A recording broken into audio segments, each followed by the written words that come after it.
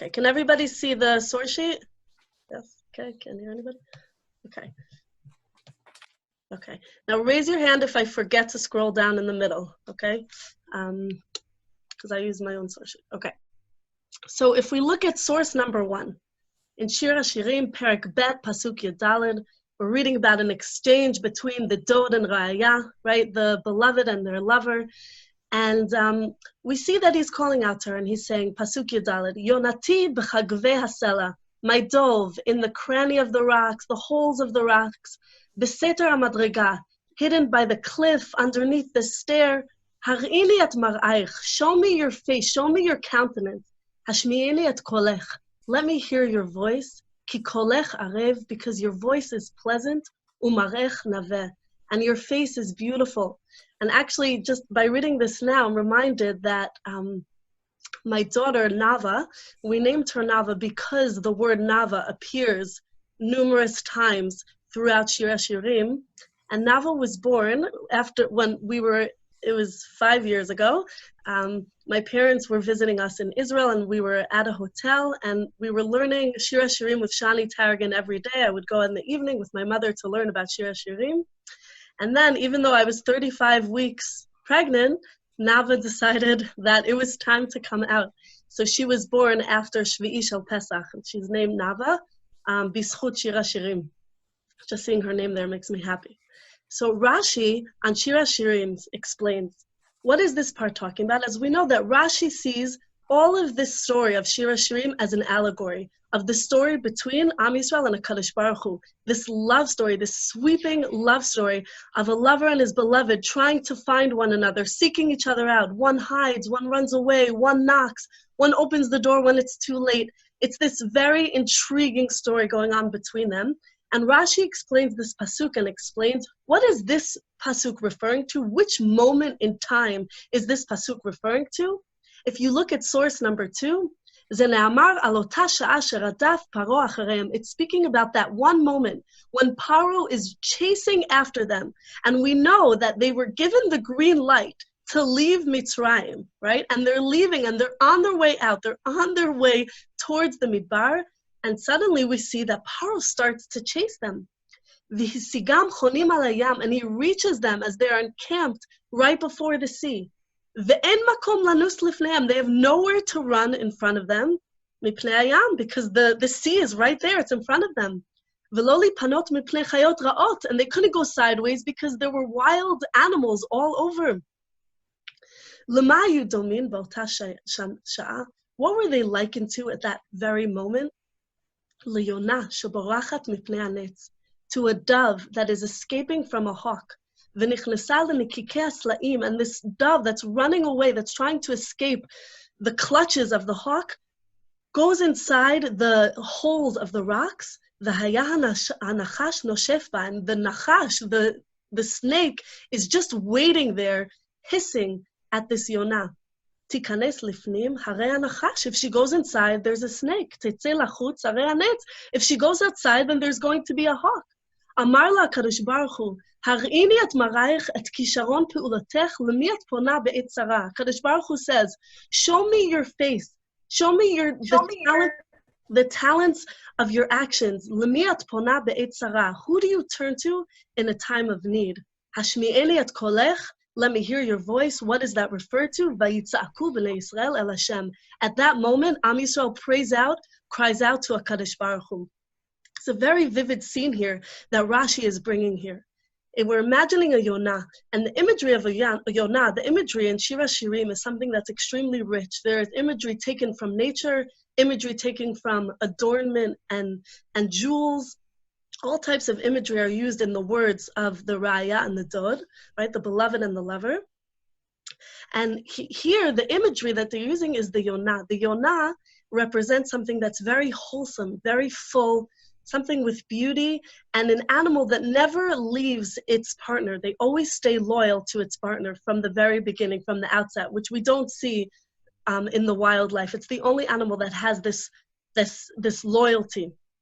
So at this moment, we see here that this Yonah, this dove, is going inside the rocks, running away from a hawk, and there's a snake that's there to find her. And when reading this, I kind of feel like this really represents how many of us are feeling at this time, this feeling of being stuck, right? That there's kind of this fear of corona all around us, right?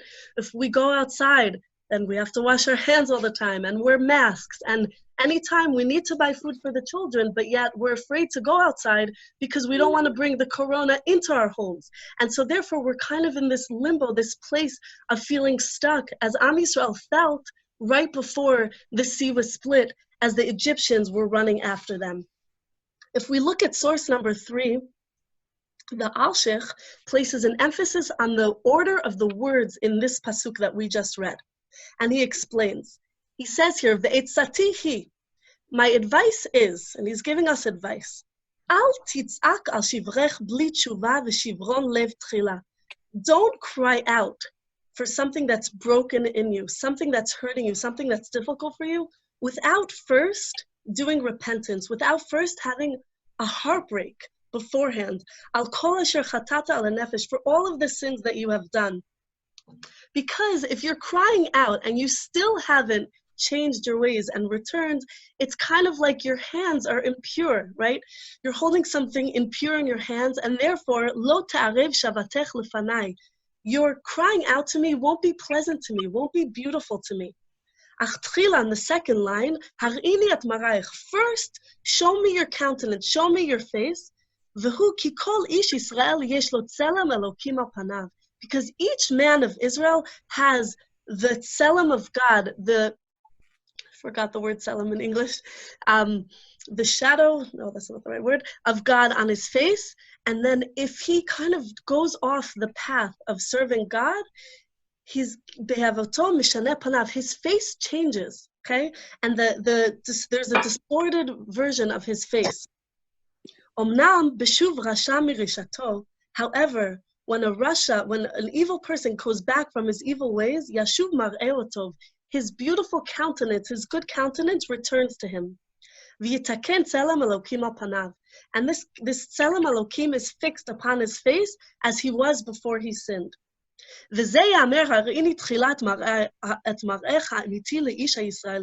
that's why it says, first show me your true face.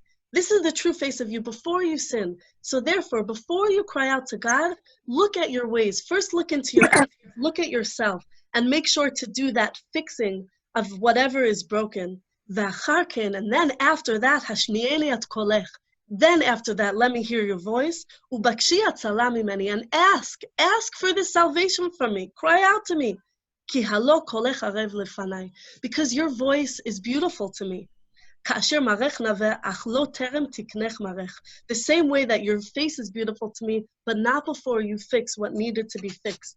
And so therefore, the Alshich is picking up on the order of the words in this pasuk, that before we cry out to God, we need to do a self-introspection. We need to look into ourselves and understand what is broken within ourselves in order to fix that. And then once we fix that, that's only when we are meant to cry out to HaKadosh Baruch Hu. Shir HaShirim mentions this momentous scene of Am Yisrael after they left Mitzrayim, and the Mitzrayim are running after them, pursuing them, right? Feverishly pursuing them. Let's look inside those psukim. If you look at source number 4, I did not scroll down. Apologies. If we look at source number 4, Vaychazek Hashem et lev Paro melech Mitzrayim. This is the description, the words that are describing the scene, that Hashem hardens his heart, and he's following them and running after them. Pasuk Ted, Vayedefu Mitzrayim acharem, he's chasing them, Vayesigu otam chonim al hayam, and he reaches up to them, Kol sus rechev Paro, uparashav v'chelo, he has all of his army behind them, right? Al pi acharot, and it gives the location of the place where they are. Pasuk Yud, Uparo hikriv, Paro comes near, Vayisu v'nisrat anehem, v'hinei Mitzrayim noseh acharem, they lift their eyes, and here they see Mitzrayim is coming right before them. Vayiru ma'od, they were so afraid, v'yitzaku v'nei Yisrael al Hashem, and so therefore they cried out to HaKadosh Baruch Hu. One of the Mefarshim, I don't remember the exact name of which Mefarsh says this, explains something very interesting. He asked the question, if Bnei Yisrael left in multitudes of people, why at this point were they not able to just fight the Mitzrayim, right? Turn around, you have this whole You have lots of numbers on you, right? The Mitzrayim also have numbers, but you have numbers as well. Why can't you fight back? And he explains that they were still in that slave mentality, that they saw their slaveholders coming after them, and they were just frozen in fear. And I remember at one point discussing this with someone a long time ago about the Holocaust, asking that a similar question, that there would be the Nazis, and it would be how many Nazis? I'm just going to, It's about staggering. sorry, just gonna mute everybody. Okay. Okay, that the Nazis, they were fewer in number when they were standing with the Jews at the trains, at the wherever they were fewer in numbers. And we can always ask that question: why didn't they just turn around and attack with numbers, right? If they were afraid they were going to die anyways, why didn't they just attack? And I think that here within this lies that answer, that they had that slave mentality. The Nazis, as well as the Egyptians, gradually brought the Jewish people into that slave mentality, made us feel that inferior, lowly spirit. And so therefore, at this point, they weren't able to turn around. They were not able to fight. And they were filled with fear. They were trembling as they were standing before the Yam. If you look at source number 5, the Hadar Zkenim, Vayitzaku v'nei Yisrael al Hashem. Amar Rabbi Yeshua ben Levi. Okay, and he brings in this allegory, and I think in the spirit of allegories from Shir HaShirim, it's very befitting. And he explains, what is this situation here? What can we liken it to? And so he explains, it's likened to L'melech shover baderech, a king that's walking on his way, and he sees these thieves that seize the daughter of a different king, and she cries out to this king, and she says, Hoshi'eni Adoni HaMelech, please, my master, my king, please save me. And so he saves her from their hands. A few days later, the king wants to meet up with her, to help her, to treat her. She didn't want to speak with him. She didn't really need him anymore. The thieves once again started to bother her, started to tease her. She started to cry out again when this was happening, and she said, please, my master, save me. You are the one that I desire. Kach Yisrael, if you look at source line number 4, Kach Yisrael tchila kshayu Yisrael meshubadim tza'aku v'talu enayim lemarom. At first, when Bnei Israel, when they were enslaved, they cried out to HaKadosh Baruch Hu. They looked up to the heavens. Shene'amar v'yitzaku Bnei Israel Hashem v'ta'al shevatam. Right, as we know in the process when they were in Mitzrayim, that they cried out to HaKadosh Baruch Hu, and HaKadosh Baruch Hu takes them out. V'shatku. And then they were quiet. They stopped crying out. Amar Kadosh Baruch Hu, V'lach ani metaveh. I desire you. I desire to hear you. And that's why it says, Hashmi'eni et kolech. I want to hear that same voice that you used to cry out to me in Mitzrayim. So therefore, Kadosh Baruch Hu brought the Mitzrayim to pursue them in order to bring that out in them, to bring out that cry, so that they would turn towards him, so they would look up to Shamayim and call out to HaKadosh Baruch Hu. Rabbeinu Bachai, in source number 6, explains Uparo Hikriv, and this is a fascinating interpretation of the words Uparo Hikriv and Pasuk Yud, because the wording is actually quite funny, and all the commentaries pick up on this wording. It should have said Uparo Karav, that he became closer, or Hitkarev, but it says Hikriv, right, which is wording that we use to make a sacrifice, right? And so there's some Mefarshim that say he actually brought a sacrifice. But Rabbeinu Bachai says, Uparo hikriv et Yisrael b'tshuva la'avian b'shamayim. Paro brings Israel closer to HaKadosh Baruch Hu, right? From the word karov, he brings us closer to HaKadosh Baruch Hu, right? How ironic is that? Paro, right? The one that wants to deny the greatness of God and believe that he, is the omnipotent one. He is the one that's bringing us closer to HaKadosh Baruch Hu. Zeu Shamru Zal, as Chazal say in Sanhedrin, and he brings in the Gemara in Sanhedrin, Ma'amid lahem HaKadosh Baruch Hu melech kehaman harasha u'machziran lamutar. HaKadosh Baruch Hu brings upon them an evil king, someone like Haman, and brings them back to their path. But sometimes we need this external force in order to bring us back to HaKadosh Baruch Hu. Sometimes we forget, right? Sometimes we're silent, and we go about our busy days, we go about our lives, our day in and day out, and we forget to look up, and we forget to talk to HaKadosh Baruch Hu, and we forget that we actually really need him on a constant, on an everyday basis. And so HaKadosh Baruch Hu is saying, I desire to hear your voice. I want to hear your voice. And so therefore he brings in an external force, which forces us to look up, to ask out for HaKadosh Baruch Hu, to ask for that salvation, to ask for that help. V'zeu she'amar, in the fourth line in the middle, Vayis'u v'nei Yisrael, hold on, I just want to scroll down. Vayis'u b'nei Yisrael et einayim, that they lifted their eyes, vayitzaku b'nei Yisrael el Hashem. And what does he say after that? Tafsu omanut avotehem. They seized the craft of their forefathers. This line blows me away every time I read it. What a beautiful line. At this point, what do? They take on the strength, the craft of their forefathers. And in what way do we do that? As Avraham, we see in Breshit, Vayashkem Avraham baboker el makom, Yitzchak, all the different psukim, and we're going to look into that further in the next source, all the different psukim delineating how the forefathers used prayer to reach HaKadosh Baruch Hu. When I read this, I thought about how my Aunt Eleanor, who is 90 plus years old, Baruch Hashem, she should just be healthy. She is someone that always mentions her parents. She's 90-something years old. Her parents died many, many years ago. And the way she speaks about her parents, it's as if they are still alive today because they are literally living inside of her, within her. And so here we see that Bnei Yisrael have their forefathers living within them, and so therefore they seize the craft of their forefathers. They use that strength that the forefathers have to reach HaKadosh Baruch Hu, that strength of prayer. Right? As we know, Hakol Kol Yaakov, right? The voice is the voice of Yaakov, Vayadayim Yedei Esav. Esav comes with the sword, Esav comes with might, but Am Yisrael comes with their voice. If we look at source number 7, the Gemara elaborates on how the forefathers instituted prayer. So they explain, if we look at source number 7, line number 5, Avram Tiken Tfilat Shacharit. Avraham is the one that instituted Shacharit, and they bring in the pasuk how Avraham got up by Shkem Avram baboker, the el makom asher amad sham, to the place where he had stood previously before and prayed. Ve'en amida el tefillah. Standing here is referring to his prayer.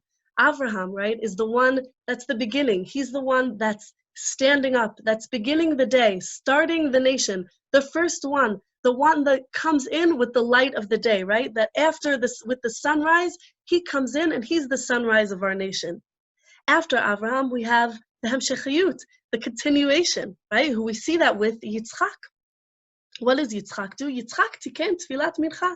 He instituted the prayer of mincha. And how do we know that? Vayetze Yitzchak lasuach b'sadeh. Lifnot erev, that he goes out, lasuach, and that word is also very interesting. What does it mean, lasuach? To discuss, to speak, right? What is the word lasuach? And it's saying here, ve'ein sicha el tefillah. There's no, the word sicha, to have a conversation, to have a discussion, is referring to prayer. And they bring in different psukim to prove this, how we can use these wording to show that this is prayer. But Yitzchak, right before he meets his future wife, Rivka, you can kind of just see him in this time, right? That time of mincha, where the day is slipping away into the evening, and he's standing in a field waiting, right, for his prayers to be answered. And he was the only one whose prayers were answered immediately, because right after we see that Rivka appears, right? His answers are answered immediately, and that's why mincha is so special, that he's lasuach, he's speaking, as we can see in the pasuk, Tfilah la'ani kriyatov v'lifnei Hashem yishpoch sicho, a prayer of the afflicted when he is faint and pours out his complaint, his sicho before HaKadosh Baruch Hu, right? This pouring out of our hearts, this discussing, this turning to HaKadosh Baruch Hu. And Yaakov tikein tfilat arvit. Yaakov comes in the day. Yaakov is one that is always combating darkness. He's the one that institutes the prayer in the nighttime. And where do we know it? Vayifka b'makom v'yilen sham. He encounters this place. V'ein pkiya el tefillah. This encounter is referring to the tefillah. Yaakov, who his life was so filled with so much with combating, with holding on to the heel of his brother, with running away from his family, with running away from the deceit of Lavan, always encountering that darkness, wrestling it, but overcoming it. He is the one that institutes Aravit. He is the one that institutes Marav. With the Avot, right, the Am Yisrael, at this moment when they're standing right before the sea, right, the sea is in front of them, the Mitzrayim is in back of them, and I want you to hold this scene, this imagery in your heads as we go through this shir, as we started in Shir HaShirim, right? At this moment, Tafsu Amonot Avotam, they seized the craft of their forefathers. When we see how the forefathers instituted these prayers, they're praying on an individual level. This is before the nation has risen. This is before the birth of the nation of Israel. And they are each in their own corner praying their individual prayers. But once we have Yetziat Mitzrayim, once we have the birth of Am Yisrael, suddenly we have this responsibility that we go from individual prayer to communal prayer. And Rav Soloveitchik, he explains it extremely well in a beautiful way, in beautiful language, when he is referring to Eov. What was the tikkun? What was the fixing that Eov needed to go through? If we look at source number 8, the Holy One said to the friends of Eov, "Now therefore take unto you 7 bullocks and 7 rams, and go to my servant Eov, and offer up for yourselves a burnt offering, and my servant Eov shall pray for you. Behold, I will test Eov yet another time. Let him be tested publicly. Does he now know how to pray for others and participate in their travail? Did he learn anything in the hour of retribution and divine anger? Did he adopt for himself a new style of collective prayer that encompasses the community? If he pleads for you, he will bring his salvation and yours, for to him I will show favor. Then you shall know that Eov was redeemed from the narrow straits of egotism and entered into the vistas of communal empathy, and that social isolation has ended and communal affiliation has appeared in its stead. A wonderful thing happened. Eov suddenly understood the nature of Jewish prayer. He discovered in one moment its plural voice and the attribute of loving kindness that sweeps man from the private to the public domain. He began to live a communal life, to feel the community's hurts, to mourn its disasters and rejoice in its moments of celebration. Eov's sufferings found their true repair in his escape from the prison in which he had found himself, and God's wrath was assuaged. As it is written, and the Lord changed the fortunes of Eov when he prayed for his friends. Rav Soloveitchik so beautifully explains that the tikkun, the fixing that Eov needed to go through. Eov was a very good man. He was a righteous man. He gave tzedakah, he cared for his family. He didn't do anything wrong. But the Rav explains that he didn't go deeper than that. He gave his pennies. He was a rich man, so he gave tzedakah. But after that, that's a fleeting moment of just giving that tzedakah. He wasn't personally, his personal self wasn't intertwined with the destiny of the people around him. He wasn't feeling the pain of those who were around him. He wasn't rejoicing in the simcha, in the happiness of those around him.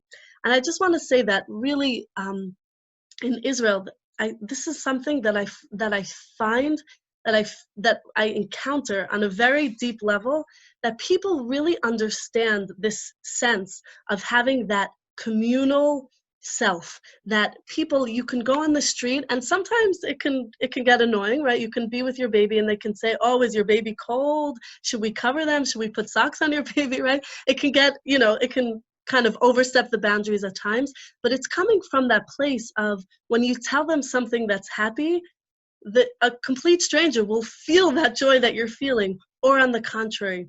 That's why in the hospitals, when we used to go and visit the terror victims, the hospitals were always filled with people bringing their guitars, visiting all the sick, bringing joy, feeling the pain that the nation was going through. And that's what Rav Soloveitchik is explaining, that Eov needed to go through that process in order to find his own personal redemption. I want to end off with the Sfat Emet, okay? Just to go through from where we started, that Am Yisrael is standing between the Mitzrayim and the sea before them. They are in this place where they are stuck. And the only place that they can turn to, they can't go to the side, They can't go backwards. They can't go forwards. They can only look up to HaKadosh Baruch Hu. This is the time when they took this prayer and they all prayed together in unison. On a communal level, they took what their forefathers did on an individual level and they brought it to the next level. And this is the level that Eov needed to reach in order to reach that level of communal prayer. But I think it goes even deeper, because at the point when Am Yisrael was praying on the shore of the sea, they were all praying, but they were all in the same boat. Eov needs to reach a level where he can also find that empathy for someone that's not in the same boat that he is in. After the Kriyat Yam Suf, after the sea splits, after that scene, finally they cry out to HaKadosh Baruch Hu, and Hashem performs this miracle for Am Yisrael, and we have this redemption. After that tza'aka to Hashem, that cry out to God, suddenly we see that they understand this talich that we went through. The Sfat Emet, I think, brings it in beautiful words. If you look at line number 2, Ha'aminu v'amru shira. They believe in HaKadosh Baruch Hu and they sing out. After the splitting of the sea, we know that there's Az Yashir, that they sing out to HaKadosh Baruch Hu. Kein tzarich adam letaher libo kodem she'yitpalel. Man needs to purify his heart before he prays. As it says, Hanyanu, as it says, Az Yashir. At that point, and so then they sing out, which implies mashma she'az, right? Why do we need the word Az Yashir? That at that moment, nigmar ikar ha'mechuvan shel ha'geula. That moment, the intended essence of the redemption was complete. And what was the essence of the redemption? What was the whole purpose of this redemption, according to the Sfat Emet? Haya shenivru'u b'nei Yisrael leha'id al haborei yitbarach. That Am Yisrael was created in order to testify for HaKadosh Baruch Hu in this world. As it says in Tehillim, Am zu yatzarti li, this nation I created for me, Tehilati yisapru. They will tell, they will go and they will spread my glory, my praise. Va'al yedei hagalut b'Mitzrayim, and through this exile in Mitzrayim, nizdakhu b'kor ha'barzel, right? They went through this process of purification, of purifying themselves in this iron furnace, which was what the slavery was for them. Liot kelim, to become vessels, lashir lezamer lifanav yitbarach, in order to be the vessels that can fulfill that purpose that we have, to sing out the praise of HaKadosh Baruch Hu in the world. Lachen, kshenigmar ha'geula, niftach pihem ve'amru shira. Therefore, when the redemption was completed, their mouths were opened, ve'amru shira, and they came out and they sang shira. V'lachen ha'aminu, and therefore they believed. And what did they believe? What did they understand after this whole process? When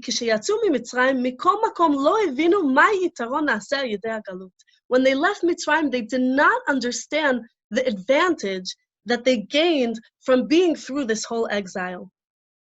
And afterwards, beautiful language in the Sfat Emet, only afterwards did they understand that through this process of slavery, they became vessels. They were purified to become those vessels. As it says, and he brings in the pasuk in Shir Hashirim, Yonati b'chagvei hasela, right? My dove, in the cracks of the rocks, Hashmi'eli et kolech, let me hear your voice. Shekol ma shaya b'chagvei u'v'setar madriga, everything that happened in those cracks, in those rocks, in those concealed places, in that hard time when you were in slavery, hakol lahotzi mikoach el hapol la'ashmi'a kolam. It was all in order to bring out the potential to actuality, to bring it out into actions. What was there, the potential of Am Yisrael that still was not actualized, all of that slavery, everything they went through was in order to actualize their potential. And so he goes on to explain,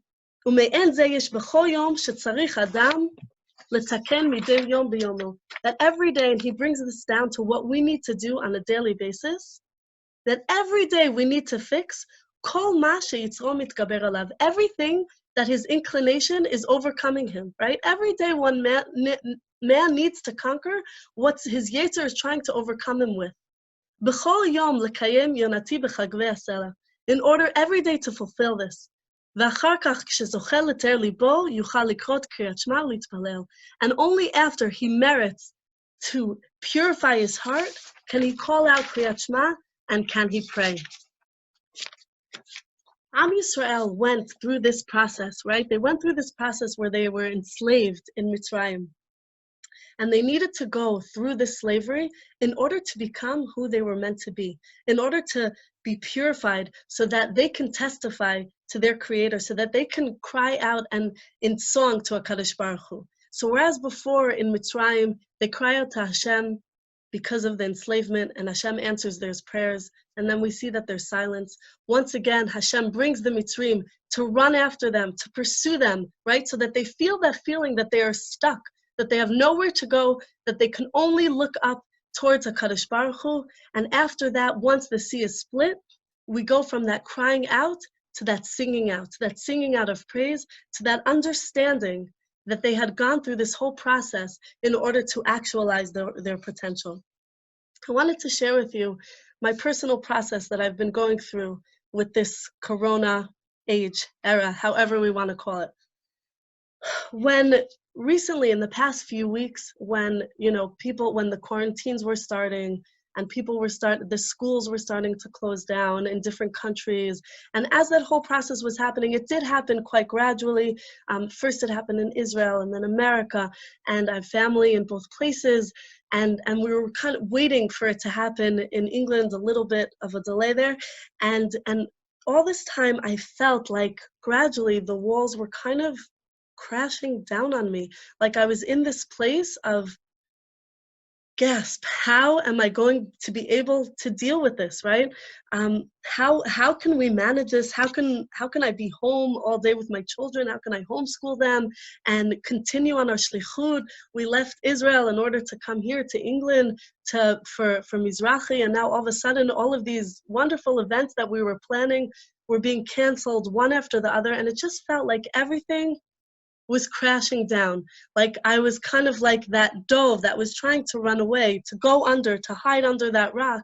But under that rock was Corona, right? There was nowhere to hide, really. And even at one point, the three of us had coughs, and according to the regulations, we were meant to isolate ourselves. And I remember that Ari mentioned to me, said, we need to isolate. And I remember that I just couldn't hear it. I couldn't fathom it, and I kind of kept ignoring, kept saying it to me throughout the day, we need to start to isolate from today, start counting the days, and I couldn't hear it at first, and that's where denial comes in, right? And it took me time, and I went through this internal process, inspired by my Aunt Eleanor, my 90-year-old Aunt Eleanor that I brought in, that I mentioned previously, that she always says in her special way, in her voice, whoever knows Aunt Eleanor, you either sink or swim. And at that point, I said to myself, I feel the walls crashing down on me, the waves crashing over, right? I need to make a decision. At this point, am I going to sink or am I going to swim? Am I going to be Nachshon ben Aminadav, right? The first person that steps into the sea before it was split, right? The one that had that faith to walk forward, to proceed, to progress, even though the sea had not yet been split, but he decides that he's going to swim, right? As in Finding Nemo, one of the stronger lines in Finding Nemo is when forgot their names, right? Where the father is going through such a hard time, and the other fish that's helping him says, just keep swimming, right? Just keep going. And this, making this internal decision, whether to sink or to swim, was really a pivotal moment for us. And through this time, I really find that we have this chance, we have this opportunity where the whole world has come to a halt. The life that we know is everything has come to a stop. And I feel that HaKadosh Baruch Hu is giving us this opportunity to become vessels to actualize the potential. And if it's something that we need to work on, something that's broken within us, whether it's having more patience with our children, more patience with our spouses, where it's doing better at my job when I have to have my own self-discipline to sit in front of a computer for hours because I'm home and no one can see what I'm doing. Whatever it is, each person has this opportunity at this point to make that decision to either sink or to swim. And when they decide to swim, to become that vessel. And really, at this point, to become that vessel and to really purify ourselves, to become our better selves. And I think that this is a huge challenge, because I think that it's moments like these where the natural force is to really bring out the worst in us, right? That's the gravity. That's what pulls us down. The natural instinct is to kind of let loose and, mayhem or anarchy, and for everything to turn upside down. And this is really where the challenge is. And I find that HaKadosh Baruch Hu is asking us, take a moment to breathe and to become that vessel to really actualize the potential that you have.